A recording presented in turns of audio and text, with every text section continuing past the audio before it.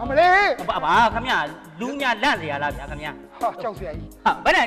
ချစ်เสียကြီးပြောစမ်းပါဘယ်နဲ့ကြောက်เสียကြီးတော့လာတဲ့ကိစ္စကျွန်တော်ခွေငှားခြင်းဟောဘာခွေလဲဘာခွေလဲဆိုတော့အဲ့စကမှာပါရဗျာဟိုမင်းသားဘလူဆိုလားရှင်းတယ်နော်အေးရှင်းပါလေမင်းသားဘလူဆိုလားမင်းသမီးကတော့အပွားတဲ့ဟင်းရှင်းတယ်နော်ဟင်းဇကားအမီယာဟုတ်ပြီဘာဆိုလားအဲ့ဒါဗျာအဲ့စကားအဲ့ဒါရိုက်တာကတော့ဗာလဲဗျာဒါရိုက်တာက तू က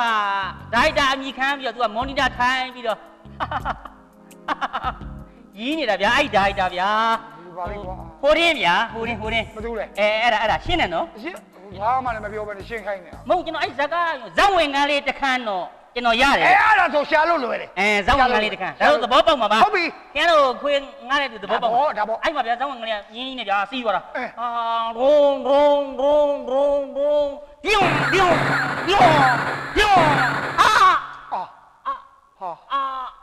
ရုံပြုံလုံးကြပါဦးအမေအိုင်က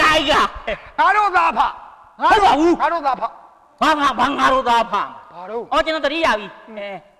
ငါသားရှင်းပြီးတာပဲမင်းဘာစကားပြောတာဟမ်မင်းဘာစကားပြောတာလဲဘာစကားပြောတာခွေးနမလီငါသားရှင်း